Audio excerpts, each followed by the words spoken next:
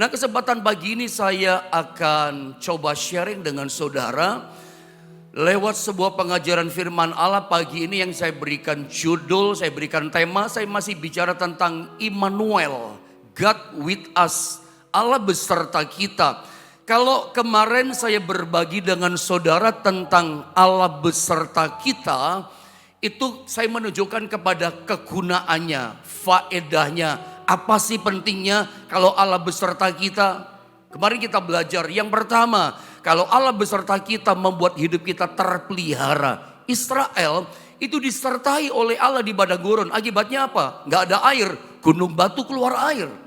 Mereka tidak kerja, sorga menurunkan makanan memelihara mereka. Setiap hari buka mata, terpelihara. Kenapa? Bukti Allah beserta dengan mereka. Makanya penting kita hidup di dunia ini, pastikan Allah beserta dengan kita. Tidak usah khawatir, mau akhir tahun, mau tahun depan, Anda tetap terpelihara. Pekerjaanmu tetap terpelihara. Yang kedua, kemarin kita belajar, kalau Allah beserta kita, bagaikan Yesus beserta dengan Petrus, yang Petrus inginkan berjalan di atas air, dikabulkan sama Tuhan. Selama Allah beserta dengan kita, doa-doa kita yang kita minta, yang kita inginkan, dikabulkan oleh Tuhan. Doa saya itu pun terjadi kepada Anda bersama dengan keluargamu. Di tahun 2024, keinginan saudara dikabulkan sama Tuhan. Siapa yang bisa kabulkan keinginan kita? Saya percaya di hadapan kita tahun 2024, setiap kita pasti punya keinginan. Orang sehat, orang normal, hidup pasti punya keinginan. Saya yakin saya pun punya keinginan di tahun depan. Dan percayalah, keinginan saudara juga dikabulkan. Kuncinya begini, Tuhan mesti hadir beserta dengan kita. Dan yang terakhir kemarin saya ajarkan tentang Immanuel, pentingnya Immanuel.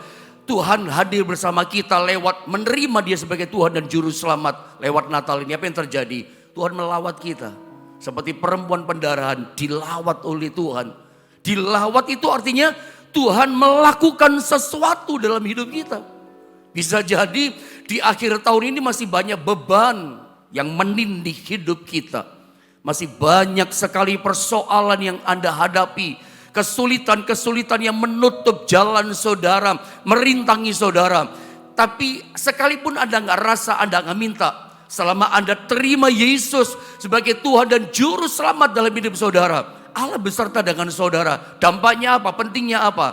Tuhan pasti melawat saudara. Melawat itu artinya kesulitan kita, persoalan kita, termasuk sakitnya tubuh kita. Tuhan akan buat sesuatu atas kita. Melawat itu artinya Tuhan datang sama kita dan dia lakukan sesuatu, turun tangan tolong kita. Itu artinya melawat. Dan saya berdoa di akhir tahun ini pun terjadi yang namanya lawatan Tuhan atas hidupmu dan keluargamu. Nah, artinya kemarin saya bicara tentang Immanuel itu kepada kepentingannya, benefitnya, keuntungannya buat setiap kita. Doa kita dikabulkan, kita dipelihara, bahkan Tuhan lakukan sesuatu melawat hidup kita. Nah, pagi ini saya akan coba berbagi Immanuel. Dia itu datang sebagai manusia seperti pujian tadi. Dia firman Allah, perkataan Allah yang jadi manusia, yang beri-Immanuel beserta dengan manusia. Tujuannya apa? Mati menyelamatkan kita. Kira-kira seperti itu bocorannya dari depan, supaya Anda lebih jelas menangkapnya enak. Dan saya akan mulai pengajaran firman tentang Immanuel dari kisah Natal yang pertama. Itulah para Majus, ya, yang bertanya di mana raja yang baru lahir itu. Mari kita baca ayatnya Matius pasal yang kedua. Kita mulai baca dari ayat 1 sampai dengan ayatnya yang ketiga, saudara ya. Kita masing-masing ambil bagian baca satu ayat. Saya baca ayat 1, Anda 2, 3-nya sama-sama. Ayat 1 begini kata firman Allah. Sesudah Yesus dilahirkan di Betlehem di tanah Yudea, pada zaman Raja Herodes, datanglah orang-orang Majus dari timur ke Yerusalem. Lanjutkan ayat yang kedua, saudara. Dan bertanya-tanya, di manakah dia Raja orang Yahudi yang baru dilahirkan itu. Kami telah melihat bintangnya di timur, dan kami datang untuk menyembah Dia. Mari sama-sama kita membacanya di ayat yang ketiga, 2 dan 3. Ketika Raja Herodes mendengar hal itu, terkejutlah ia beserta seluruh Yerusalem. Mari saya akan mulai jelaskan sama saudara mulai dari ayat yang ke-1. Ayat 1 dikatakan begini. Perhatikan ya, karena ada jeda waktu antara ayat 1 sampai 2. Kelihatannya 1-2 pendek. Tapi sebetulnya ada satu jeda waktu cerita yang sangat panjang antara ayat 1 sampai ayat kedua. Ayat-ayat firman Allah yang kita baca itu tidak sesederhana seperti yang kita pikirkan. Ayat 1 dan 2 itu ada banyak peristiwa yang terjadi di situ. Saya baca mulai ayat 1, saya terangkan. Sesudah Yesus dilahirkan dikatakan di Bethlehem. Yesus sudah lahir berarti di tanah Yudea pada zaman Raja Herodes. Lalu kemudian dikatakan begini, datanglah orang Majus dari timur ke Yerusalem. Kita sering dengar pengajaran firman Allah dalam tema-tema Natal, dalam ibadah-ibadah Natal, perayaan Natal, pengajaran tentang orang Majus. Dan yang kita tahu intinya begini, orang Majus itu 3 orang. Oke lah, kita mungkin berkata orang Majus 3 orang. Sebutlah 3 orang ini para pemimpinnya, raja-rajanya. Karena banyak penafsir, para teolog katakan 3 orang Majus ini bukan orang sembarangan, orang biasa. 3 orang Majus ini dimungkinkan mereka ini adalah para raja. Dan raja pada saat itu kalau mereka pergi kemanapun itu ada stafnya. Ada pengikut-pengikutnya. Minimal di masa itu 40 orang. Bayangkan kalau satu raja bawa 40 orang kali 3. Berarti berapa? 120 orang itu minimal. Ini pandangan saya. Oke lah 3 orang. Tapi rombongannya banyak gitu. Mereka datang dikatakan para Majus, orang Majus dari timur ke Yerusalem. Memang Majus itu negerinya, posisinya dari Yerusalem. Mereka sebelah timurnya Yerusalem. Itu kalau ditarik dari peta, yang terdekat dari Yerusalem timur itu adalah Persia. Orang Majus yang datang dari timur, kalau ditarik garis peta yang paling dekat itu adalah Mesopotamia atau Persia. Para penafsir katakan kemungkinan mereka datang dari Iran, tetangganya Irak, Babilonia. Mesopotamia, tetangganya Babilonia. Itulah Iran. Makanya diperkirakan para Majus ini datangnya dari negeri Iran. Orang-orang yang ahli astronom, asli perbintangan. Dan jarak antara Mesopotamia, Persia, Iran sampai ke Yerusalem kira-kira mungkin 2000 kilometer. Perjalanannya cukup lama. Mereka menempuh perjalanan kurang lebih 6 bulan. Karena di masa itu belum ada pesawat terbang. Tentu kita tahu itu saudara ya. Cuman saya ngomong kan boleh kan. Belum ada yang namanya kereta cepat yang wus-wus itu ya. Ada pernah naik kereta cepat yang ada di Halim di Jakarta itu? Saya pun penasaran ya. Pengen naik kereta cepat. Dari Halim Jakarta nyampe Padalarang cuma 30 menit. Jakarta Bandung cuma 45 menit.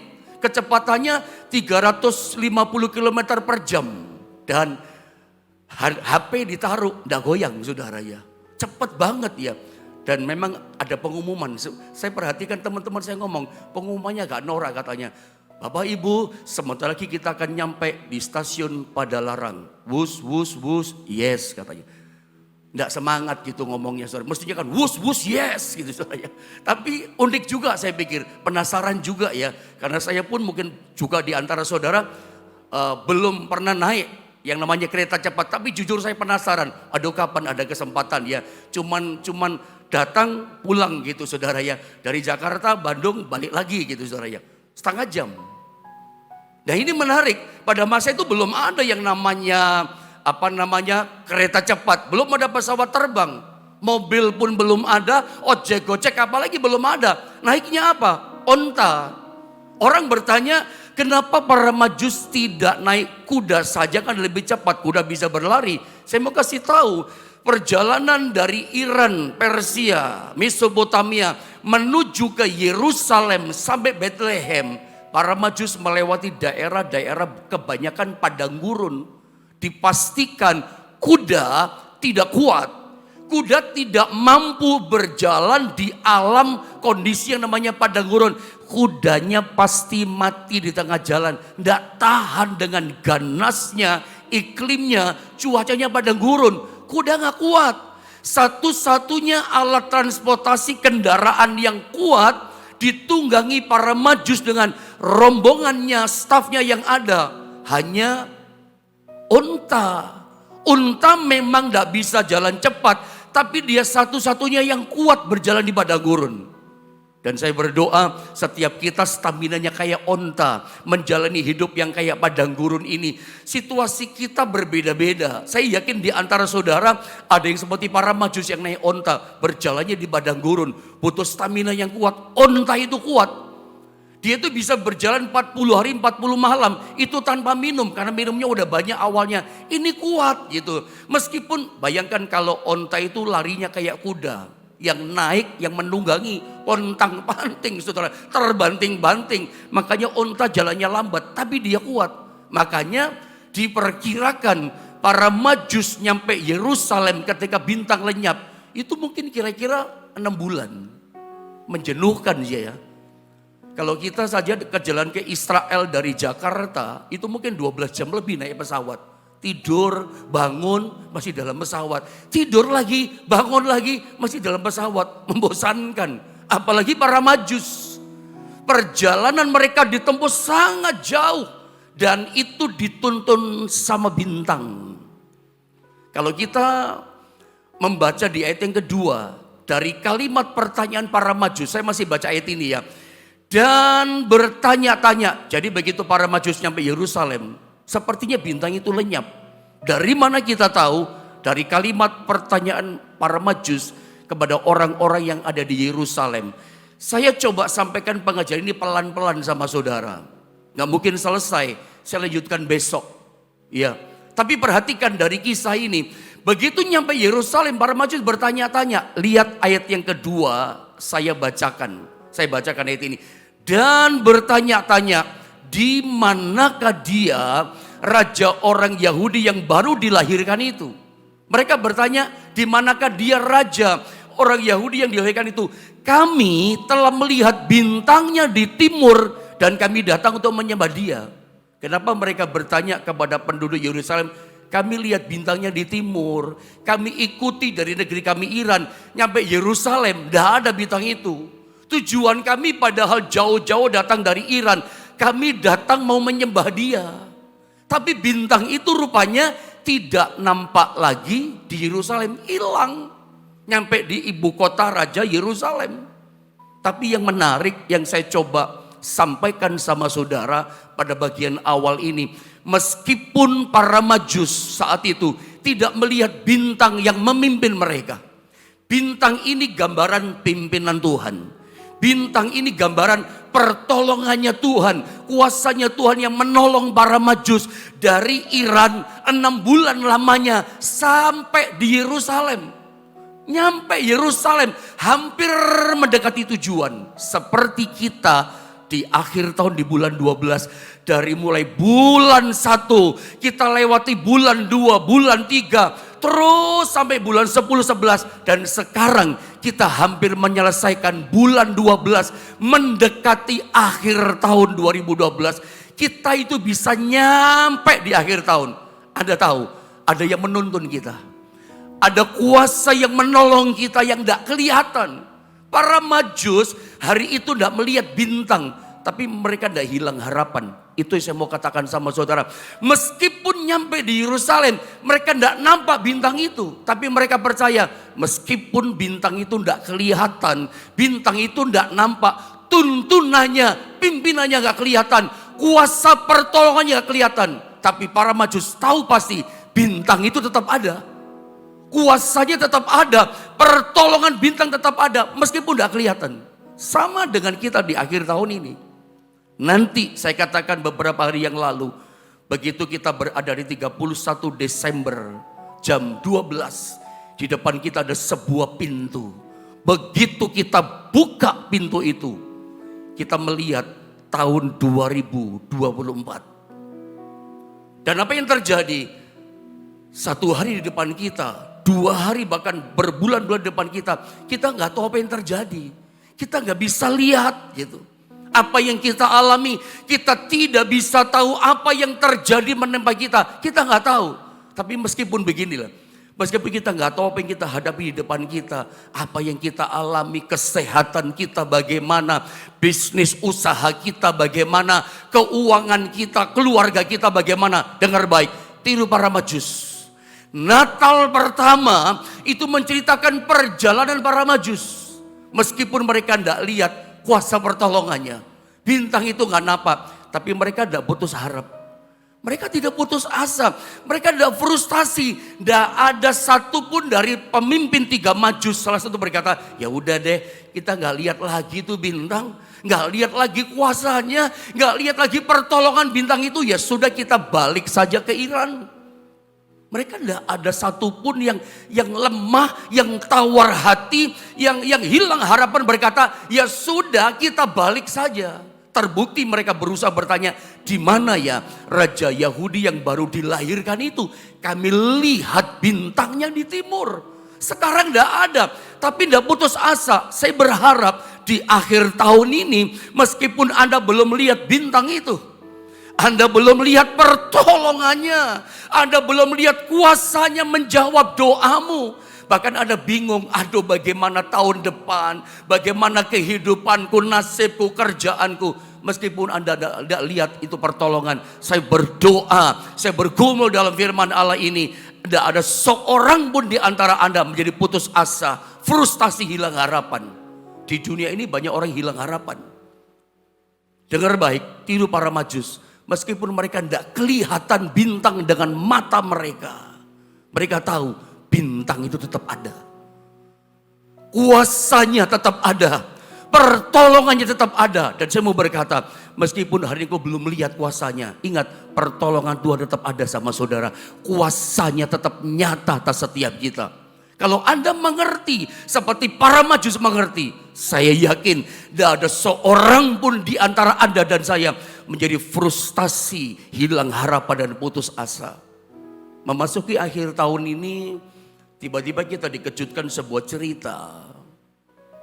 Ada satu keluarga, si ayah kandung bunuh 3 anaknya, dibekep, tidak bisa nafas, mati 3 anaknya. Masalah apa sih? Ekonomi lah. Masalah apa orang jadi hilang harapan? Masalah keuangan. Di PHK, tidak ada kerjaan, nunggak bayar kontrakan rumah, rupanya si istri. Makanya tolong, istri Anda itu jadi penolong. Dari kasus cerita yang terjadi hari-hari ini itu jadi pelajaran ya, buat keluarga-keluarga di dunia ini, termasuk keluarga Kristen, keluarga setiap kita. Istri itu penolong, bukan perongrong. Justru kalau seorang suami sedang punya problem, Anda penolongnya. Jangan dirongrong, lu udah punya kerja, udah punya penghasilan, bayar kontrakan gak bisa, stres loh suaminya. Apalagi suaminya gak punya Tuhan Yesus. Gak tahu, meskipun belum lihat pertolongan, tapi pertolongan tetap ada. Belum dijawab doanya, tapi jawaban doa pasti ada. Yesus kuasanya ada. Dia pribadi yang nyata. Sayang, dia gak punya pengharapan. Memang gak ada di dalam Tuhan. Sehingga dia pikir masalah itu akhir segalanya. Kehilangan pekerjaan itu finish buat dia. Dia kasih harga mati, selesai. Akhirnya apa? Begitu bentrok bertengkar keras sama suami, terjadi aniaya, dipukul istrinya, masuk rumah sakit. Masuk di pengadilan, dia pulang ke rumah, dia bunuh anaknya. Udah gak ada jalan, stres kayaknya. Mungkin dimaki-maki sama istrinya. Harusnya istri penolong. Pak, ayo kita doa. Kalau itu terjadi pada kita, ayo kita doa. Pasti ada pertolongan. Meskipun kita belum lihat itu pertolongan, kita belum lihat kuasanya, kita belum lihat mujizatnya, tapi Tuhan ada, Yesus ada, Yesus kuasanya diberikan pada kita. Mestinya begitu. Ada Yesus, ada pengharapan. Uang bukan segalanya, Yesus segalanya. Uang bisa hilang, kerjaan bisa hilang. Yang penting ada Yesus, pasti ada harapan dan ada pertolongan. Para Majus tidak hilang harapan. Tidak ada satu pun berkata, ya sudahlah kita balik. Kenapa repot-repot? Tidak ada. Tetap tetap mereka ingin, kami datang untuk menyembah Dia, kami datang mau memuji menyembah Dia, kami datang mau persembahkan korban bagi Dia. Tetap semangat, tetap never give up. Tanya semua di Yerusalem. Saya berdoa di akhir tahun ini, meskipun Anda belum lihat jawaban doa, belum dibuka jalanmu oleh kuasa Tuhan, bukan berarti kuasanya nggak ada. Bukan berarti bintang kuasa pertolongan Tuhan yang Anda belum lihat tidak ada. Dia ada, dan pada waktunya Dia turun tangan menolong saudara. Terbukti nanti saya pernah sampaikan, mungkin saya akan perjelas pada hari berikutnya. Bintang itu tidak kelihatan. Tapi begitu mereka dipanggil sama Herodes, diintimidasi segala macam, begitu keluar dari Herodes, bintang itu muncul lagi loh. Di ayat 9 sama 10. Atau saya boleh terangkan sekarang saja. Lihat ayat 9, 10. Lihat ayat ini. Saya minta multimedia. Sebetulnya saya lagi tidak bicara ini. Tapi Tuhan dorong saya bicara ini. Multimedia colok bantu kita. Ayat 9 sama 10 dalam Matius pasal 2. Lihat saudara ya. Setelah mereka menghadap Herodes. Karena terkejutkan raja. Perhatikan. Setelah mendengar kata-kata raja itu. Berangkatlah mereka. Dan ada yang ngomong, ayo kita balik. Enggak. Berangkatlah mereka. Saya pernah katakan titik. Saya selalu diberkati dengan tanda baca titik ini. Titik itu artinya Tuhan seperti Dia melihatin kita. Lu mau balik atau lu mau tetap berangkat? Kamu mau balik ke Iran, ke Mesopotamia, atau kamu tetap melangkah? Tuhan lihat. Sehingga setelah mereka berangkat, saudara, melakukan bagian mereka. Dan lihatlah, bintang yang mereka lihat di timur itu mendahului mereka. Muncul lagi loh itu bintang yang hilang. Bintang itu bicara pertolongan loh. Bintang itu bicara kuasa loh. Yang hilang datang lagi muncul. Kelihatan lagi. Menolong mereka lagi. Anda lihat. Tapi ada kalimat yang menarik. Mereka tidak hilang harapan. Berangkatlah mereka. Berarti tidak menyerah dong. Titik itu Tuhan liatin kita. Gini loh saudara ya. Jangan suruh Tuhan lakukan bagian kita. Bagian kita itu tetap melangkah, bagian kita tetap maju, bagian kita tetap percaya, berharap sama Tuhan. Itu bagian kita. Bagian Tuhan apa? Memperlihatkan bintang. Bagian kita berdoa. Bagian kita melangkah. Saya ulang, jangan suruh Tuhan lakukan bagian kita. Bagian kita lakukan bagian kita. Dan Anda percaya, senang saudara ya. Kalau Anda lakukan bagian kita, percaya gini, Tuhan pasti melakukan bagiannya. Saudara tahu apa bagian Tuhan? Memperlihatkan bintang, memperlihatkan kuasa. Anda tahu bagian Tuhan? Kalau Anda ngerti Tuhan melakukan bagiannya sama hidup kita, Anda akan sukacita mendengarnya. Bagian Tuhan itu menolong kita, menyembuhkan kita, memulihkan kita, memberi jalan keluar sama saudara, memberkati saudara, kasih mujizat keajaiban. Itu bagiannya Tuhan. Bagian kita apa? Tetap maju, tetap semangat, tidak putus asa, tetap berharap, tetap cari Tuhan. Itu bagian kita. Tetap berdoa, itu bagian kita. Tetap dalam kesulitan jadi berkat, itu bagian kita. Melangkah bagian kita. Jangan suruh Tuhan melakukan itu. Makanya Tuhan sering berkata, ayo melangkah, ayo berangkat. Berangkat mereka. Begitu mereka berangkat. Dan lihatlah dikatakan, bintang yang mereka lihat di timur itu 6 bulan yang lalu. Mendahului mereka hingga tiba berhenti di atas tempat di mana anak itu berada. Lihat saudara ya, bintang yang hilang. Yang mereka lihat di timur itu muncul lagi. Ini kalau saya bahasakan secara rohani, pertolongan-pertolongan Tuhan, kuasa Tuhan yang pernah Anda alami di tahun-tahun sebelumnya. Berkat yang limpah, pemulihan yang limpah, mujizat yang luar biasa. Anda pernah nggak ngalami satu berkat dari Tuhan? Istilahnya apa ya?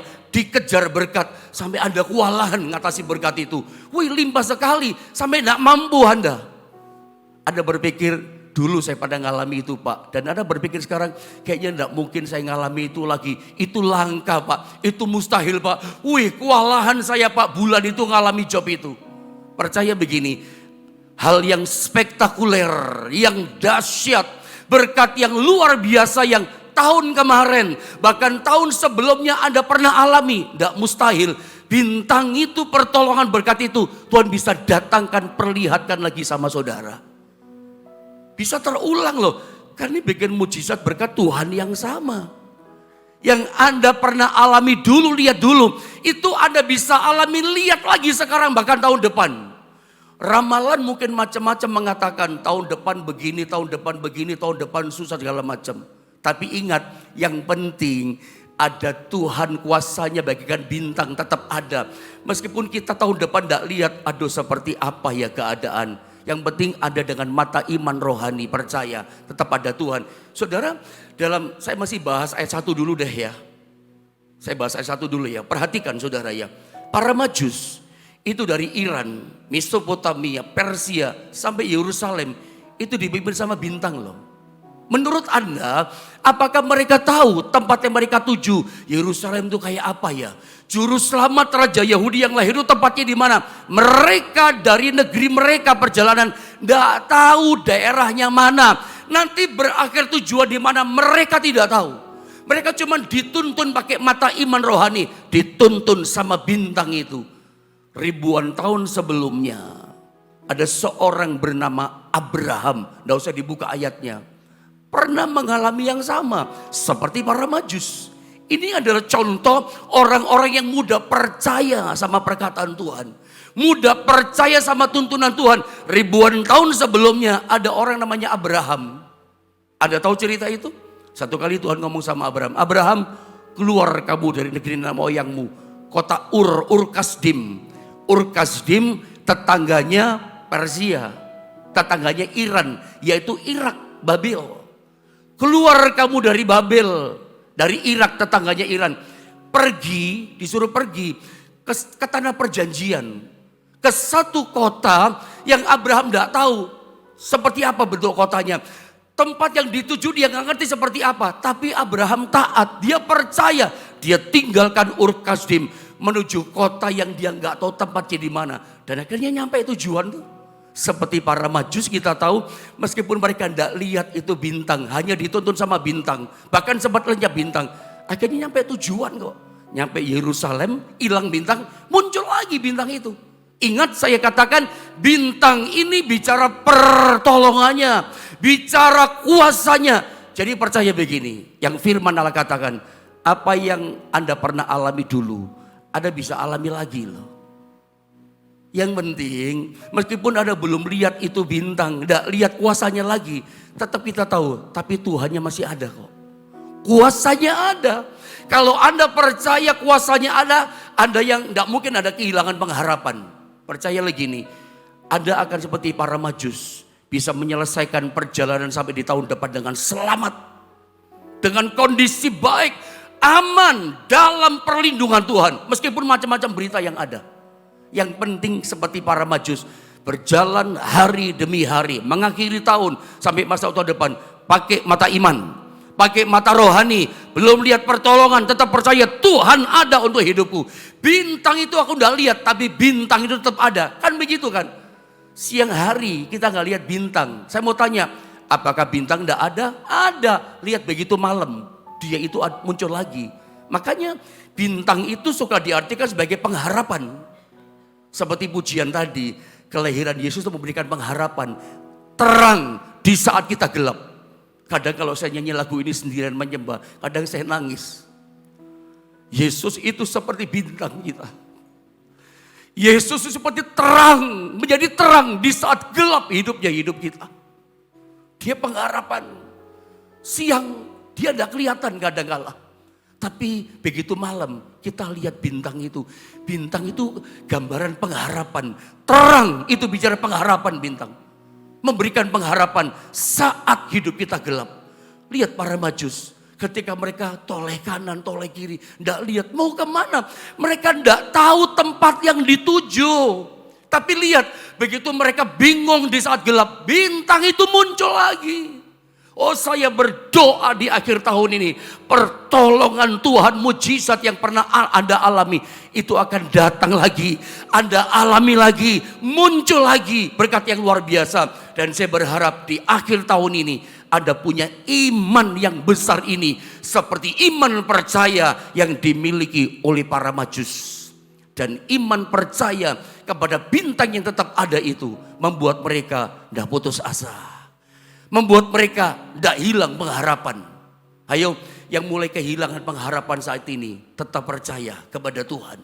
Mungkin besok saya akan bicara panjang tentang di ayat kedua dan seterusnya. Mungkin saya lanjutkan saja di ayat yang ke-10-nya. Apa yang terjadi setelah mereka melihat bintang itu muncul lagi? Hasilnya ini, kalau kita lihat Tuhan itu indah. Dia terang di saat kita gelap. Mari sama-sama kita baca ayat 10. Mungkin ayatnya kecil. Ya memang sebetulnya saya nggak bicara ini.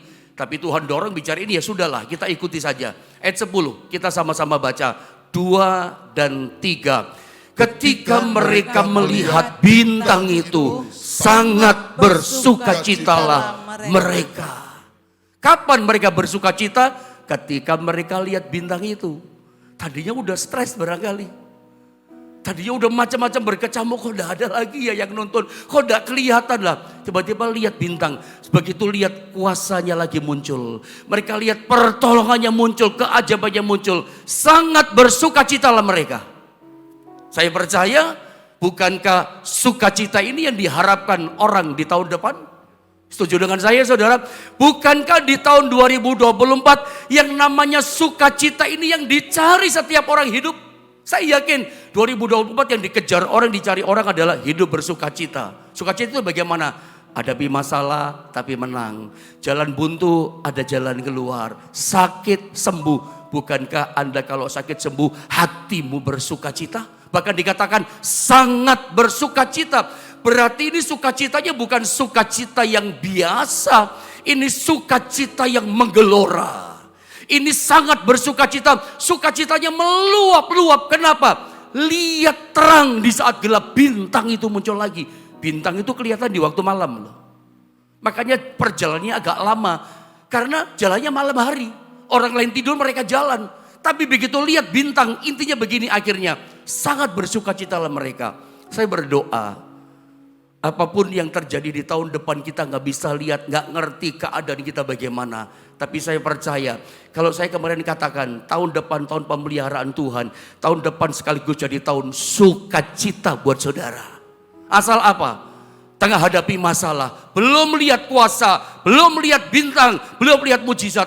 Kita tetap percaya Tuhan tetap ada, kuasanya tetap ada, pertolongannya tetap tersedia bagiku. Kepercayaan itu penting loh, karena memang dia sanggup tolong kita. Kalau Anda bisa beriman seperti para majus, apa yang terjadi? Tahun depan tidak mustahil menjadi tahun yang sangat bersukacita buat saudara. Kenapa? Lihat bintang. Saya yakin kalau kita mengalami pertolongan Tuhan itu sukacita. Saya berdoa pada bagian akhir apa yang saya mau sampaikan sama saudara. Sebab itu yang hilang pengharapan pagi ini. Jadi ternyata Immanuel pagi ini kesimpulannya bicara begini. Immanuel memberikan pengharapan pada kita. Masih sambungan kemarin berarti ya. Kalau Tuhan beserta dengan kita, bintang ada bersama kita, memberikan pengharapan yang baru. Memelihara kita, yang pertama, mengabulkan doa kita. Dia bertindak sesuatu untuk kita, dia melawat kita. Sekarang yang keempat, ternyata kita bicara tentang ada pengharapan, selalu ada pengharapan. Ayo yang pagi ini hilang pengharapan. Tetap percaya, selalu ada harapan dalam Tuhan. Jangan tiru cara dunia. Cara kita kalau hadapi masalah adalah tetap percaya, pakai mata iman. Jadi kalau sekarang Anda belum lihat pertolongan Tuhan, doamu belum dikabulkan, masih buntu Pak jalan saya. Mulai gunakan mata iman seperti para majus. Pakai mata rohani seperti Abraham. Tidak tahu kota yang dituju, tetap melangkah dengan iman. Yang Tuhan tunggu itu. Ada mau diem atau balik ke belakang atau ada melakukan bagian saudara. Tetap berangkat seperti para majus. Tetap melangkah, tinggalkan Yerusalem menuju Bethlehem. Tetap lakukan kehendak rencana Tuhan.